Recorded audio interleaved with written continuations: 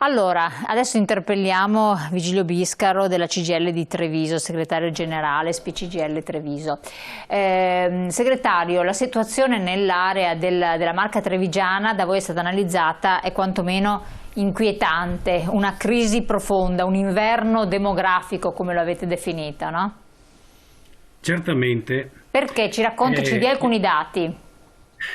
Sì, allora, vi do alcuni dati per me quelli essenziali, assolutamente. Altrimenti dovrei, come posso dire, dilungarmi troppo. No, probabilmente chi ci ascolta e ci vede non rimane in testa nulla se non poco. Allora, perché l'abbiamo chiamato inverno demografico? Perché ormai abbiamo superato la soglia dell'equilibrio e superata questa soglia bisogna reagire. Quello che diceva prima il mio segretario regionale è da sottoscrivere in pieno, specialmente in riferimento alle politiche della genitorialità. Ma noi, fra il 2012, intendo dire Treviso, e il 2021, siamo passati da 876.000 abitanti a 878.000.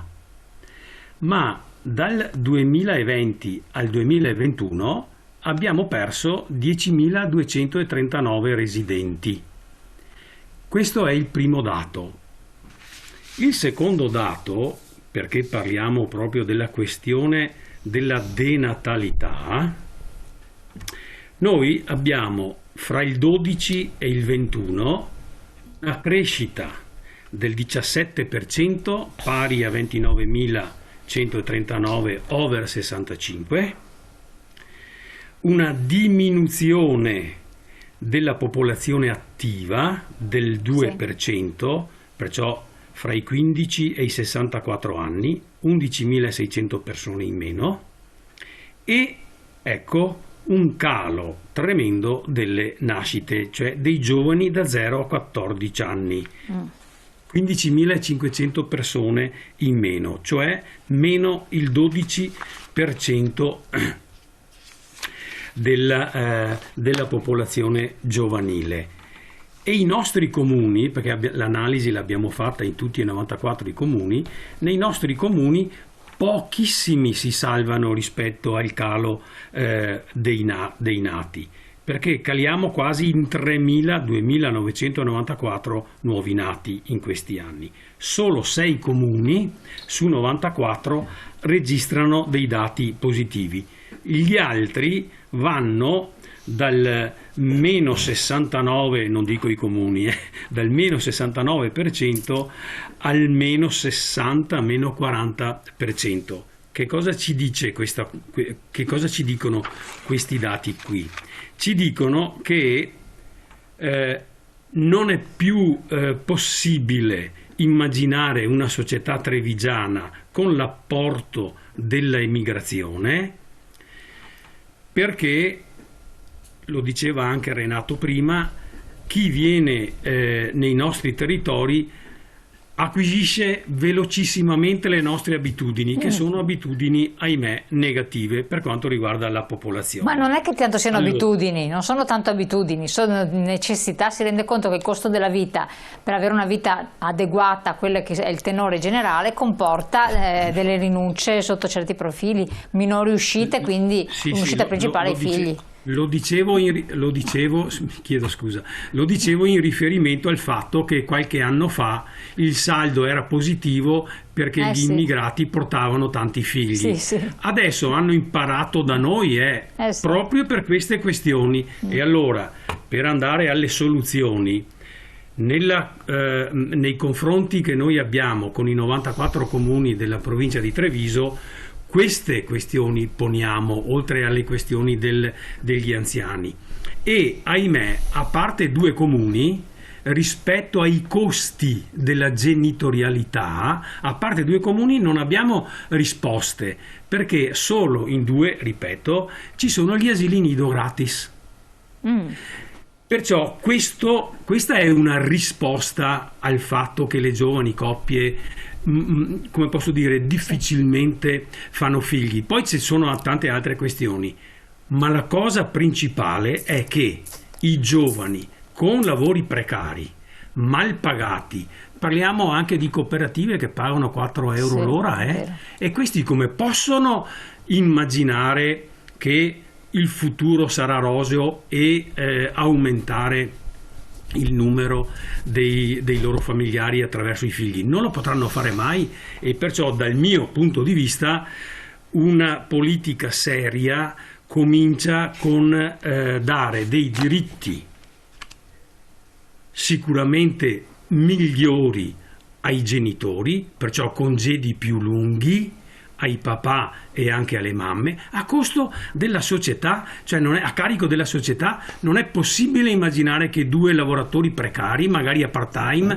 pensino al loro futuro con 2 o 3 figli. Non li faranno mai. Vediamo queste situazioni, e perciò una rivisitazione del nostro mercato del lavoro, quello italiano, che da troppi decenni corre dietro alle chimere delle partite IVA, dei lavori autonomi e dei part-time mal pagati. Questa è la vera questione per dare sicurezza per un futuro della società italiana. Un lavoro stabile, con diritti certi e servizi, lo diceva anche Renato giustamente, non bonus. Basta, tiriamoli via tutti questi bonus qua. Dobbiamo dare servizi statali a tutte le giovani coppie che hanno in essere, insomma, che vogliono fare figli. Questa è la mia considerazione che faccio, e adesso mi fermo e dopo rispondo ad altre domande. E vi darò altri numeri, ne ho finché volete. No, ma volevo anche approfittare di questa situazione, perché ha analizzato tra l'altro un altro aspetto, che ci sarebbe nei comuni della Marca, vi risulta tra 0 e 6 anni un calo del 20% della popolazione, cioè bambini piccoli entro la prima elementare, e questo vuol dire accorpamento anche delle classi, strutture non completamente efficienti dal punto di vista anche dell'educazione dei bambini. Le leggo un messaggio che è arrivato in questo momento: quando c'è stata l'emancipazione femminile dovevano prima pensare a creare un sistema di tutela per chi fa figli, questo è il logico risultato, la classica regola domanda offerta, la quantità di lavoro è uguale ma i lavoratori duplicati, quindi si sono dimezzati i salari. Poi è arrivato un altro messaggio prima che diceva che era più facile pensare ad aver figli negli anni 70, adesso vediamo, quello lì lo leggo, forse negli anni 70 avere un figlio era una gioia, ma ora con i problemi di lavoro sempre più incessante, poi con il web che porta a altri problemi, più problemi che soluzioni, avere un figlio è da eroi. Che cosa ne dice di questi messaggi? Che sono completamente d'accordo, e lo dico purtroppo perché non c'è una soluzione immediata a questi messaggi, che sono di per sé anche tragici per il futuro della società. Allora io mi domando, una società democratica che guarda al futuro deve avere un welfare che diventa sempre più privatistico, o deve avere un welfare pubblico universale?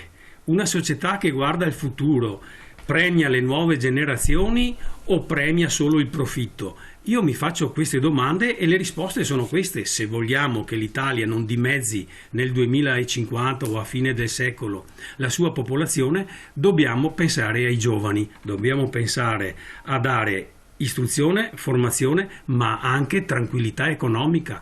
Il fatto, e qui abbiamo colpe tutti, anche noi come sindacato, lo dico tranquillamente, quando abbiamo lasciato passare i contratti a termine, che poi sono diventati anche voucher, vi ricordate queste cose qua? Sì, benissimo, siamo arrivati ad avere delle persone che, piuttosto di essere tutelate da un contratto nazionale, penso ai rider, dicono che da soli è meglio. Da soli la prova provata è, come siamo messi, è peggio. Perché?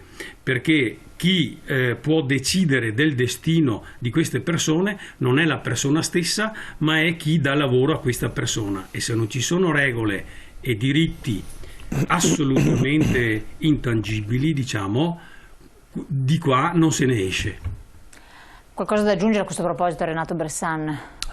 Ma intanto vorrei rispondere a questi messaggi, che mi pare corretto farlo, e credo penso di aver interpretato male, ma insomma soprattutto per quanto riguarda quella prima fase del nostro telespettatore che parla dell'emancipazione femminile, mi viene da dire che per fortuna che c'è stata e che anzi bisogna continuare su quella strada lì, perché le differenze tra uomini e donne ancora oggi sono insopportabili. Ecco, quindi io comincerei a dirla così. Dopodiché ci sono delle conseguenze, ma le conseguenze non sono certo dovute all'emancipazione femminile, voglio dire, ecco, quindi spero di aver capito male.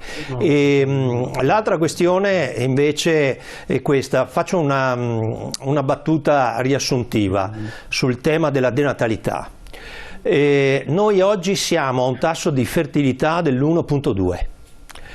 Per le leggi venatorie, per tutta una serie di razze animali, quando si scende sotto il 2 si blocca la caccia, viene vietata la caccia, perché quella razza è a rischio estinzione. Ecco, noi siamo a 1,2. Ecco, lo dico così perché insomma, giusto per far capire a che livello siamo. Ecco. Dopodiché c'è un altro tema che riguarda, come dire, la forza lavoro, perché quando noi parliamo di mantenimento del welfare dobbiamo sapere, come dire, che il mantenimento del welfare passa attraverso, come dire, il pagamento di tributi.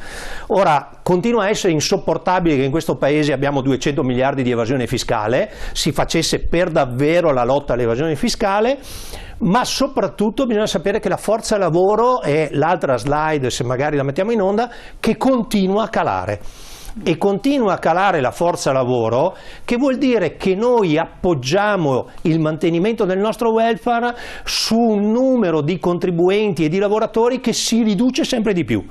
Allora, se, eccola lì, esattamente come dire quella montagna che sta scendendo lentamente e che continuerà a scendere. Allora, a questi lavoratori, che nella slide vicino, quella a piramide, si vede nei prossimi 10 anni cosa succederà, e nei prossimi 10 anni la parte sopra se ne andrà in quiescenza, quindi in pensione, e sarà sostituita dalla parte sotto, quella tra i 15 e i 24 anni, e come si vede benissimo non è in grado di essere sufficiente a coprire la parte che andrà in pensione.